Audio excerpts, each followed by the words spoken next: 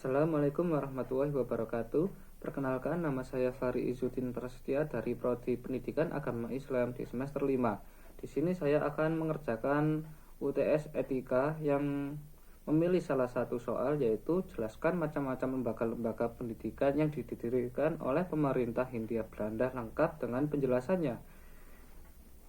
Untuk jawabannya yaitu jenjang pendidikan kolonial di Surabaya, yaitu yang pertama ada pendidikan rendah dengan bahasa pengantar bahasa Belanda atau Westerlager Onderwijs.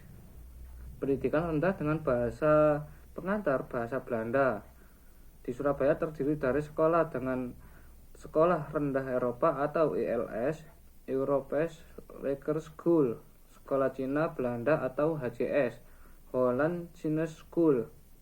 Ada juga Sekolah Bumi Putra Belanda atau HIS, Hollands Inland School, Sekolah Peralihan atau juga dan Sekolah Taman Kanak-kanak. Yang pertama adalah ELS, European Lager School. Ini diperuntukkan bagi anak-anak keturunan Eropa, Timur asing, dan anak-anak tokoh terkemuka. Pada awalnya, lama belajar di ELS adalah 3 tahun. Tahun 1907, masa tempuh studi ELS berubah menjadi 7 tahun. Pembelajaran yang diajarkan yaitu menulis, membaca, berhitung, bahasa Belanda, dan ilmu bumi. Sekolah ELS bisa dibuka apabila jumlah siswa mencapai 20 orang di Pulau Jawa dan 15 orang di Pulau Jawa Nasution. Pada saat tahun 1983 di Surabaya terdapat 6 ELS. Pertama didirikan pada tahun 1831 di daerah Sawahan, terdiri dari 42 murid dan 3 guru laki-laki. Yang kedua, pada tahun 1849 didirikan ELS di Peneleh yang terdiri dari 4 guru. Ketiga didirikan pada tahun 1856,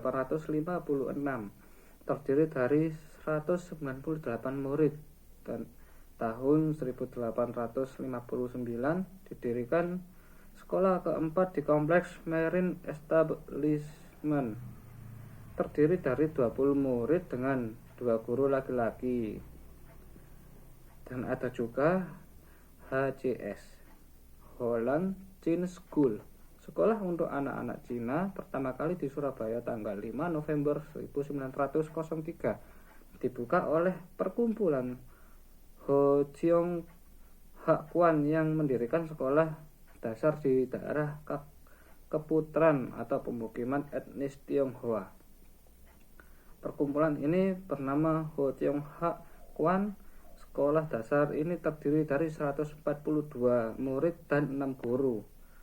Bahasa yang diajarkan yaitu bahasa Kuoyu, bahasa nasional Tiongkok, yang dijadikan sebagai bahasa pengantar pada tanggal 3 Februari 1904. Didirikan pula sekolah dasar Tepengkong Strat di daerah Pecinan, terdiri dari 144 siswa dan 5 guru. Ada juga sekolah Ongkoloro, yaitu sekolah ini banyak didirikan di daerah distrik-distrik, dan lama belajar sekolah ini 3 tahun dengan menggunakan bahasa Melayu. Sekolah rendah kelas 2 disediakan untuk anak-anak Bumi Putra golongan menengah. Kurikulum sekolah rendah kelas 2 sangat sederhana, yaitu membaca, menulis, dan berhitung. Ada juga sekolah desa atau folk school.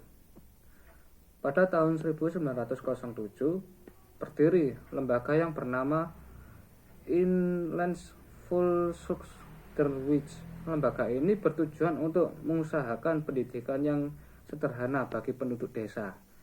Lama belajar sekolah desa yaitu 3 tahun dengan menggunakan bahasa pengantar, yaitu bahasa Melayu.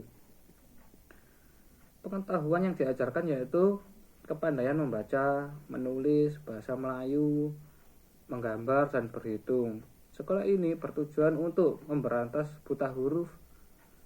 Selain itu menjadi penyebar buah pikiran dan pengetahuan bangsa Belanda. serta mendorong masyarakat agar menjadi lebih sadar akan kepentingan pendidikan. Di Surabaya, sekolah desa didirikan pada tahun 1914 di daerah Kerembangan dengan 208 murid dan 6 guru. Dan ada juga sekolah lanjutan yang disebut juga Verfull School. Sekolah lanjutan ini yang dimaksud adalah sekolah lanjutan dari sekolah desa yang dibuka pada tahun 1916. Lama belajar sekolah ini 2 tahun dan disediakan untuk murid-murid yang berprestasi baik dari sekolah desa. Sekolah ini merupakan sekolah sambungan dari sekolah desa. Sekolah lanjutan ini setara dengan kelas 4 dan kelas 5 di sekolah rendah kelas 2. Sehingga sekolah ini didirikan di tengah-tengah lingkungan sekolah desa. Sekolah ini sangat jarang peminatnya. Sebagian dari sekolah ini khusus disediakan bagi perempuan yang mendapat tambahan pelajaran membuat kerajinan rumah tangga.